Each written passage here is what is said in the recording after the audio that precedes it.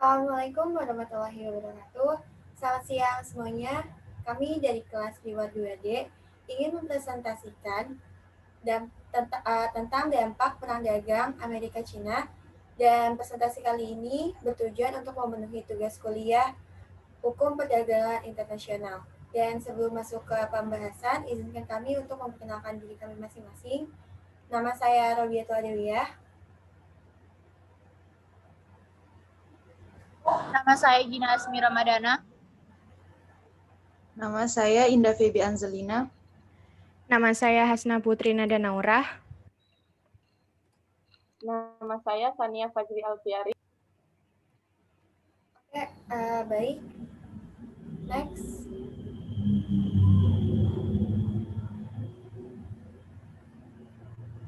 Perang dagang adalah konflik ekonomi yang terjadi antara dua atau lebih negara dengan melibatkan tarif perdagangan satu dengan yang lainnya.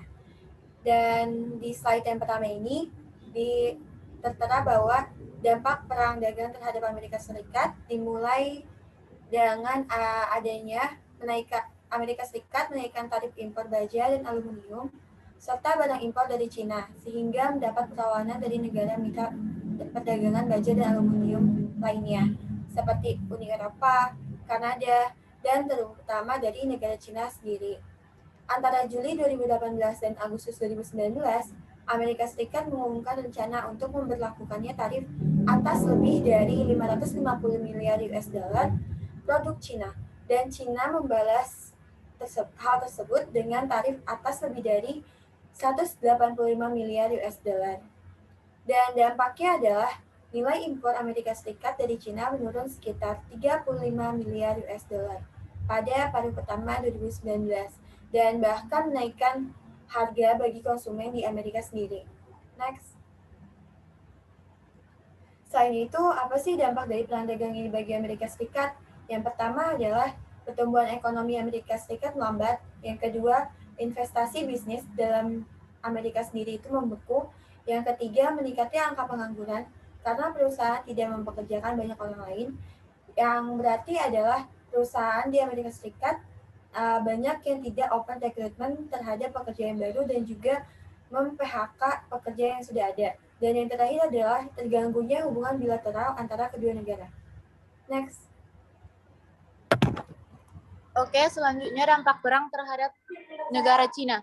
Menteri Perdagangan Cina Zhong Shan menyatakan perang dagang yang terjadi antara negaranya dengan Amerika Serikat belakangan ini telah menyebabkan perusahaan di negeri tirai bambu mendapatkan banyak kesulitan.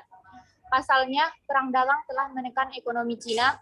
Dampak salah satunya terjadi dari ekspor Cina yang secara tak terduga turun karena pengiriman ke Amerika Serikat melambat tajam. Oke, next selanjutnya. Dampak penurunan PDB dan kesejahteraan tertinggi dialami oleh Cina. Selain itu, neraca perdagangan mengalami penurunan serta diperkirakan akan terjadi pembelokan perdagangan ke negara lain akibat kenaikan tarif impor ke Amerika Serikat. Setelah salah satu paling terasa adalah sektor manufaktur yang seperti produsen telekomunikasi dan produk konsumer. Yang terbaru, perusahaan telekomunikasi Cina Huawei kian terancam setelah beberapa perusahaan di sejumlah negara di Asia Eropa menyatakan akan menunda peluncuran produk terbaru berbasis 5G.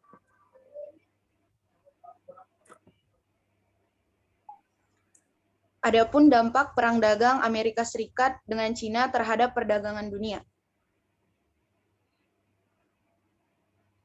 Dampak perang dagang Amerika Serikat dengan Cina bagi perdagangan dunia adalah permintaan global menjadi turun dan mengakibatkan volume dan harga barang yang diperdagangkan secara global tertahan di level rendah. Sumber pertumbuhan perdagangan internasional serta harga komoditas berdampak tidak menguntungkan terhadap berbagai negara. Perang dagang ini mempersulit negara-negara mendorong ekspor. Terhambatnya ekspor dan peningkatan impor mengakibatkan neraca perdagangan terus berpotensi defisit. Hal ini menyebabkan ekonomi global merosot 0,8%, serta data yang didapat dari IMF dalam World Economic Outlook bahwa proyeksi menunjukkan pertumbuhan ekonomi 2019 sebesar 3%, turun dari 3,2% dalam perkiraan Juli. Padahal, Target dari International Monetary Fund atau IMF sendiri sebesar 3,9% pada pertumbuhan ekonomi dunia. Next. Potensi melambatnya ekonomi di masing-masing negara direspons dengan kebijakan fiskal dan moneter yang lebih longgar dengan tujuan mencegah resesi mendorong pertumbuhan ekonomi. Pelonggaran moneter diwujudkan dengan suku bunga yang lebih rendah. Kebijakan moneter Bank Sentral Global akan lebih dovish. Kondisi ini mendorong aliran modal global menuju negara-negara yang menawarkan yield yang tinggi. Next.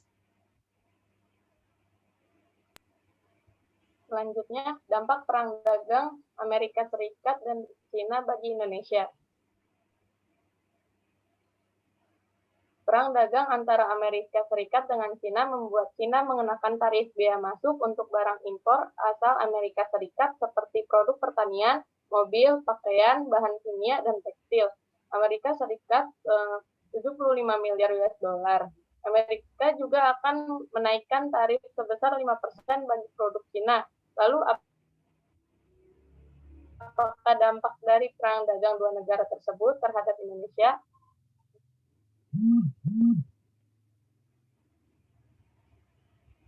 Yang pertama, ekspor Indonesia tertekan. Yang kedua, bisa mengancam pasar modal. Yang ketiga, mempengaruhi pertumbuhan ekonomi. Dan yang keempat, terjadinya trade diversion.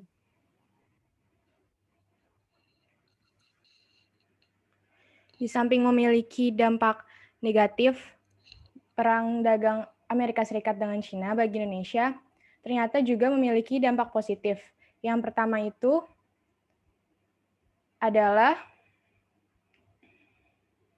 Indonesia memiliki kesempatan untuk menjadi negara pilihan bagi pengusaha dan merelokasikan investasi mereka. Jadi perang dagang yang terjadi membuat Amerika Serikat menetapkan bea masuk yang tinggi untuk produk Cina yang masuk ke wilayahnya. Dan itu membuat para pengusaha Cina merasa keberatan untuk berinvestasi ke Amerika Serikat. Dalam hal ini, Indonesia memiliki kesempatan karena para pengusaha biasanya mencari negara lain yang tidak terlibat dalam perang dagang untuk merelokasikan investasi mereka. Kegiatan relokasi banyak dilakukan pengusaha yang memiliki pabrik di Tiongkok guna menghindari hambatan dagang dari Amerika Serikat yang menerapkan bea masuk tinggi. Contohnya seperti perusahaan Pegatron asal Taiwan yang bergerak pada sektor perakitan elektronik yang memutuskan untuk merelokasikan sebagian kegiatan produksi dari Tiongkok ke Batam. Mereka menanamkan investasi sekitar 40 juta US dollar dan diproyeksikan akan menghasilkan nilai ekspor sebesar 1 miliar US dollar pada tahun 2021. Selain itu, perusahaan perakitan elektronik lainnya yang juga berpotensi merelokasi kegiatan produksi ke tanah air, yakni Compal Group. Yang kedua, Indonesia memiliki peluang ekspor. Indonesia mempunyai potensi untuk mengekspor barang ke kedua negara tersebut dan dapat mengisi kekosongan barang atas salah satu negara tersebut. Contohnya, Amerika mengekspor daging hewan sebesar 26,76% ke negara Cina, sehingga barang tersebut menjadi 0,24%. Maka peluang yang didapatkan oleh Indonesia berpeluang mengisi kekosongan tersebut dengan barang-barang yang bisa diekspor oleh Indonesia, seperti buah-buahan yang nantinya mendapatkan 1,43%. Selain itu, ketika Amerika Serikat menghambat perdagangan untuk produk ekspor Cina, maka memberi peluang bagi produk ekspor Indonesia ke pasar Amerika Serikat. Dan yang terakhir, Indonesia memiliki peluang untuk menggantikan produk yang dibutuhkan Amerika Serikat maupun Cina, karena Cina mengenakan tarif impor kedelai mahal, pasti mereka mencari alternatif lain untuk memenuhi kebutuhan minyak nabati dari kedelai. Nah, di sini Indonesia bisa menggantikan dengan CPO-nya yaitu crude palm oil.